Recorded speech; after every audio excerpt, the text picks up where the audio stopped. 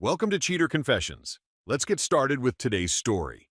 I spent another night inside a quiet hotel room, suitcase folded, laptop closed, city noise barely reaching the window. Work had carried me across 3 states that week, fixing broken systems for people I would never see again. Sylvia had told me earlier that day she enjoyed the silence when I was gone, that peace made her creative. I believed her, because believing felt easier than doubt. The phone rang after midnight. The screen showed Lena Parker, Sylvia's best friend. That alone was strange. She never called. Dinners, birthdays, holidays, always polite, always distant. "Craig, listen carefully," she said. "This isn't small. Sylvia has been sleeping with my boyfriend, Gary." The air seemed to thin. "For how long?" I asked. "I don't know the exact start. I found messages, dates, and locations. They used your house, your bed. While you were traveling, I saw pictures. I saw more than I ever wanted to. I thought you deserved the truth before they scrub everything." Silence filled the line between us. "There is proof?" I asked. "Yes, plenty. I screenshotted it all." "Send nothing. Keep everything." "I will. I didn't want you living inside a lie." "You made the right call," he said. The line went dead. I sat for a moment without moving. No anger, no shaking hands. Only a clear, sharp awareness. I stood, packed the last few items, and shut the computer without saving the half-finished report. I called my manager. "Something personal came up," I said. "I'm leaving tonight." Within 20 minutes, I had booked the earliest flight available. No message went to Sylvia. No warning. No sign. On the plane, as the engines roared to life, I looked down at the dark window and made one simple decision. I would go back quietly. I would see the truth. And nothing would ever be the same again. I reached the driveway just after sunrise. Sylvia's car sat where she always left it. That detail told me enough. Inside, faint music drifted through the hallway with a soft, careless rhythm I didn't recognize. Near the stairs rested a pair of large, unfamiliar boots. I nudged them aside without bending down. A laugh escaped from the bedroom. I moved with control, each step quiet. The door stood slightly open. I widened it. Sylvia and Gary lay tangled in his bed. For a second, nobody spoke. Then chaos tried to form and failed. Gary scrambled for his clothes, hands shaking, breath shallow. Sylvia stared like she had been pulled from water. "You were supposed to be in Denver until Friday," she said. "That ended early," I replied. "How long?" Her eyes dropped to the floor. Silence dragged until the truth forced itself out. "Several months." Gary tried to speak his way out. "Craig, man, this wasn't—" "Stop. You don't get to explain anything here." I looked only at Sylvia. "You chose this while I was paying for the roof over your head. Remember that." Gary finished pulling on his jeans, fear written across his face. "Leave," I said. "Now." Gary rushed past me, avoiding eye contact, grabbing the boots by the doorway before disappearing outside. I didn't move. Sylvia wrapped a sheet around herself, as if fabric could shield consequences. "She told you, didn't she?" Sylvia asked. "Lena called." "Yes." Tears gathered, but I ignored them. "You will hear from me when I'm ready to speak," I said. "Until that moment, do not follow me. Do not explain. Do not touch anything in this house." I stepped away, walked out, and shut the front door with controlled force. My phone vibrated once. A text from Lena. "Did you see it yourself?" I stared at the message for only a second. "Yes." I put the phone down and drove away in silence, leaving noise, lies, and broken trust sitting behind an unlocked door. I chose a cafe far from their usual places. No familiar faces, no loose tongues. Lena was already there, hands wrapped around a cup, eyes steady but tired. She didn't offer sympathy. She didn't need to. The facts were already heavy enough. "They both started calling me last night," she said. "He swore it was nothing, a weak moment. He blamed stress, blamed distance, blamed everything except himself." I nodded. Sylvia told me she felt invisible. She said Gary noticed her when I wasn't around. Lena slid her phone across the table. A timeline filled the screen. Dates, messages, pictures, specific times. Every item is lined up with my travel schedule. "He told her he loved her," Lena said. "He promised things that were never his to give." "And she told me he meant nothing," I replied. Same mouth, different story. A pause settled between us, not awkward, only focused. I want to hear them try to explain, Lena said. Not separately. Together. I want every lie to fall in the same room. I considered it. The idea did not excite me. It simply made sense. My house, I said. Neutral ground. No crowds, no noise. Lena nodded. I'll message Gary. Say I want to talk about the future. I'll reach out to Sylvia. Same reason, I answered. They won't know the difference. We sat in quiet agreement, the plan moving into place as naturally as a business decision. There was no revenge in the air, only completion, the need for final clarity. Lena stood first. One thing, she said. When this ends, there is no coming back for either of them. No explanations left. I'm already there, I replied. She gave a short, appreciative smile. Later, alone in my car, I typed one simple message to Sylvia. We need to talk. Come by the house. 8. Across the city, Lena sent her own. 2 invitations, 1 location, 1 final collision building in silence. I placed the phone face down. Every move now had purpose. Sylvia arrived first. She stood at the door for a moment, then knocked softly, as if volume could soften what she had done. When I opened it, she looked hopeful, scared, and smaller than I remembered. Thank you for agreeing to talk, she said. Come in, I replied, stepping aside. Inside, Lena sat on the far end of the couch, arms folded, eyes steady. Sylvia froze. What is she doing here? She asked. So, we stopped pretending. Sit down. After a tense pause, Sylvia lowered herself onto the opposite end. The silence weighed heavily. Then the front door opened again. Gary walked in, mid-sentence, phone still in hand. He stopped when he saw us all. What is this? He asked. Sit, Lena told him. Reluctantly, he did, leaving a careful space between himself and Sylvia. I stood in front of them. You've been lying to me. You've been lying to Lena. And judging by the stories you two keep telling, you've been lying to each other too. Sylvia shook her head. He said his relationship was over. He said he was leaving her. That's not true, Gary snapped. You pushed this. You knew I was dating Lena. You said you loved me, she replied, standing. You said we had a future. Gary laughed once, sharp and cold. I said what you wanted to hear. That doesn't mean I planned anything. The room went still. Sylvia looked like someone had pulled the ground from under her. You used me, she whispered. You used me too, I said calmly. Every single time I trusted you. Lena rose from her seat, voice firm, controlled. You will not be staying in my house, and you will not be keeping what isn't yours.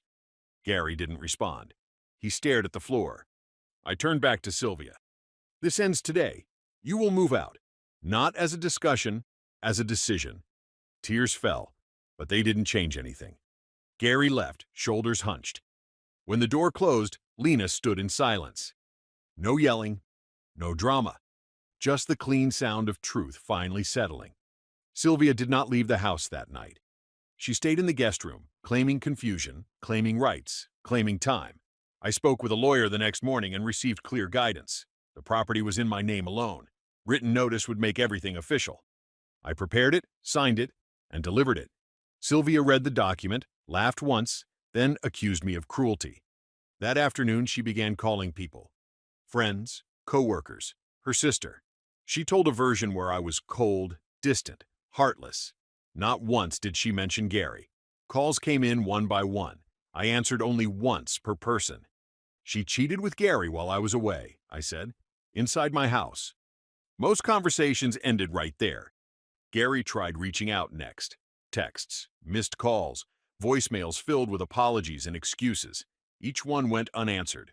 I blocked the number and deleted the rest.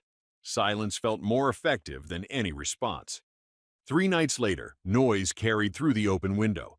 Shouting, footsteps, anger scraping across pavement. I looked outside and saw Sylvia and Gary near the street, faces tight, voices cutting through the evening air. You said you loved me, Sylvia screamed. I said anything to keep things easy, Gary fired back. A phone was raised nearby. Rocky, the neighbor, stood filming as accusations spilled out. Promises, lies, regret. Every secret aired for the entire block. Minutes later, my phone vibrated. A video from Rocky. Figured you'd want to see this. I watched once. No second viewing. I forwarded it to Lena with a simple note. "You might need this." Her reply was short. "This ends it." The next morning, Sylvia's voice sounded destroyed. No replies from friends. Her design clients disappeared. Reputation moved faster than any explanation she could offer. She looked around the house like a stranger, inside a place that had already rejected her. Each room held evidence of a life she had fractured with her own choices. I watched without satisfaction, without pity. Only clarity remained. Uniformed officers arrived just after noon, calm, professional, detached. I handed them the ownership documents and the signed notice. They checked everything while Sylvia stood by the kitchen counter, arms tight against her sides. "Ma'am, this is a civil issue," one of them said. "He is within his rights." Her face twisted. "You're just going to let him do this?" "We are not here to decide feelings," the officer answered. "Pack your belongings and make arrangements." They left quietly. Sylvia walked to the sink and grabbed a mug. She threw it against the wall. "I gave you everything," she said. "You're erasing me." "You erased us first," I replied. She stared at me, searching for a reaction that never came. By evening, bags lined the hallway. Clothes were shoved in without care, sketchbooks tossed in last, their corners bent. Her phone rang repeatedly, but nobody came to help. Friends avoided the situation. Family stayed distant. Even her own sister refused to take her in long term. The next morning, a small car waited outside. Her father sat behind the wheel. He didn't look at me. Sylvia carried the last box to the trunk, hands shaking, face drained of all color. As the vehicle pulled away, she didn't look back. I stood in the doorway for a long moment. Then he locked it. The locksmith arrived that same afternoon. Metal clicked, old keys made useless. I walked through the house alone, removing every object that reminded me of her. Framed photos, shared books, notes on the refrigerator, sketches taped to the wall. Everything went into a bin. Lena called later that night. "It's almost done on my end," she said. "Gary tried begging today. Didn't change a thing." "Good," I replied. Silence followed, but it was no longer heavy. The house finally felt neutral again. Not sad, not haunted, just empty and waiting. For the first time, I slept without interruption, without memory pressing against my mind. 3 months passed without incident. I kept my schedule tight and simple. Work filled my days. The house stayed quiet. No unwanted names on his screen, no sudden knocks at the door. Peace settled into a steady routine. Then an email arrived. From Sylvia. The message was long, carefully worded, layered with apology and reflection. She spoke of therapy, of growth, of understanding. She claimed she had finally recognized the damage she had caused and wanted a chance to show change. She wrote about loneliness, about regret, about memories she still held on to. I read until I understood the tone. Then I deleted it without answering. 2 days later, another message surfaced, this time from a new number. "Gary." A short apology, no excuses. Only a few lines about shame, about mistakes, about wishing he had been a better friend. I erased that too. Some stories did not earn a reply. A few weeks later, Lena forwarded a screenshot. Sylvia had attempted once more, trying to rebuild the friendship she destroyed. "I miss you. I hate that I ruined everything. I would do anything to go back and fix it." Lena's reply was simple. "There is nothing to fix. Don't contact me again." That was the only response. During the same season, I met Catherine Mitchell through a professional contact. One conversation turned into coffee. No rush of emotion, only calm interest. She never avoided the truth.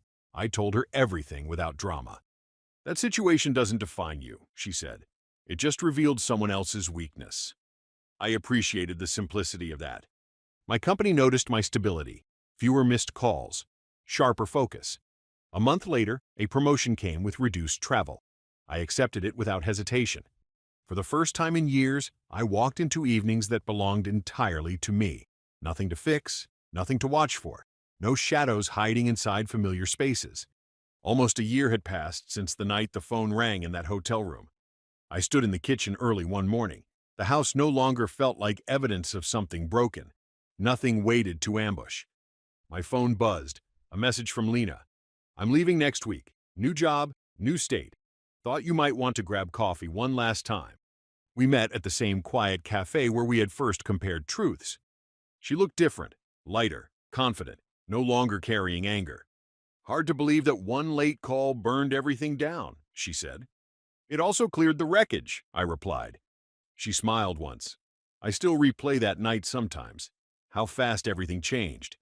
"You saved me from living inside a lie much longer than I should have," I said. "And you showed me what clarity looks like," she answered. There was no lingering tension, no unspoken question, just mutual respect for surviving the same fire and walking out without becoming bitter.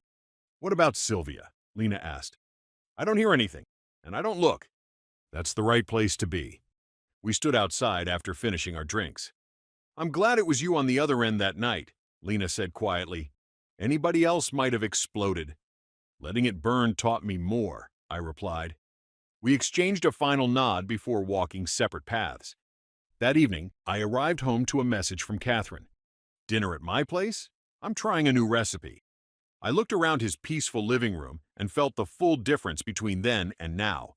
No need to protect, no need to investigate anything, just a quiet certainty about where I stood. I typed a simple reply. "On my way." As I locked the door, I realized the truth I had carried since the beginning had finally finished its loop.